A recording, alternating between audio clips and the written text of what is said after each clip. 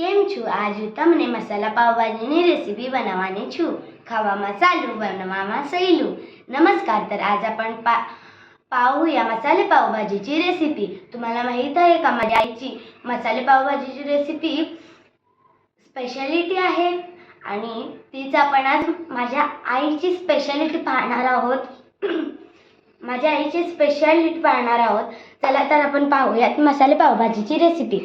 साहित्य लागणार आहेत आपल्याला बारीक चिरलेला कांदा, बारीक चिरलेले टोमॅटो, आलं लसूण पेस्ट, पावभाजी मसाला, कोथिंबीर, ढबू मिरची आणि आपण बटाट शिजवून घेतलेल्या भाज्या आणि आपला नेहमीचा मसाला.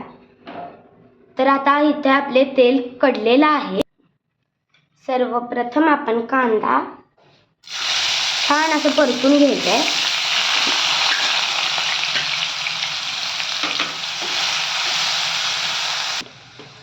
आता आपण ढबू मिरची घालूयात आणि ढबू मिरचीला सुद्धा परतून घेऊयात. आता आपण आलं लसूण पेस्ट टाकून घ्यायची आहे.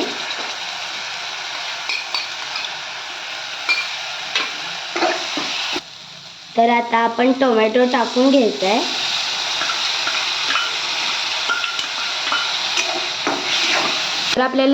तर आपल्याला सर्वप्रथम धने जिरे पूड टाकून घ्यायची आहे.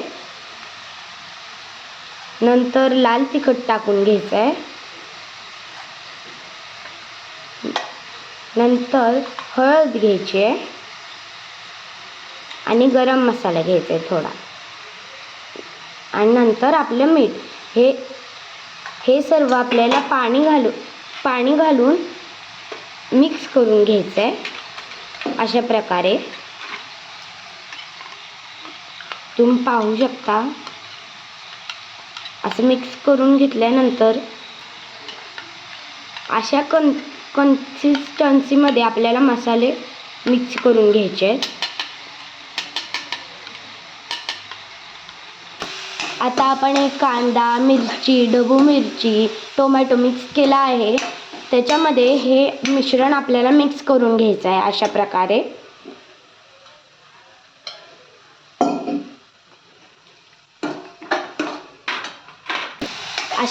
हा मसाला आपला भाजून घेतलेला आहे. आणि त्यामध्ये आपल्याला आता पावभाजी मसाला घालून घ्यायचा आहे आणि त्याला पुन्हा एकदा परतून कोथिंबीर टाकूयात आपण. आणि नंतर आपण जे बटाटे बॉईल केलेले ते आपल्याला ह्याच्यात मिक्स करून घ्यायचं आहे. सर्व भाज्या आणि बटाटे बॉईल केलेले ते सगळं आपल्याला यामध्ये मिक्स करून घ्यायचं आहे. आणि आपल्या भाजीला एक छानपैकी एक उकळी आणून द्यायची. आता आम्ही गार्निशिंगसाठी कोथिंबीर टाकून घेत आहे. आणि अशा प्रकारे आपली मसाले पावभाजीची भाजी तयार झालेली आहे. तर आता आपली मसाले पावभाजीची रेसिपी तयार झाली आहे. जर तुम्हाला मसाले पावची रेसिपी हवी असेल तर माझ्या दुसऱ्या ब्लॉगमध्ये नक्कीच पहा.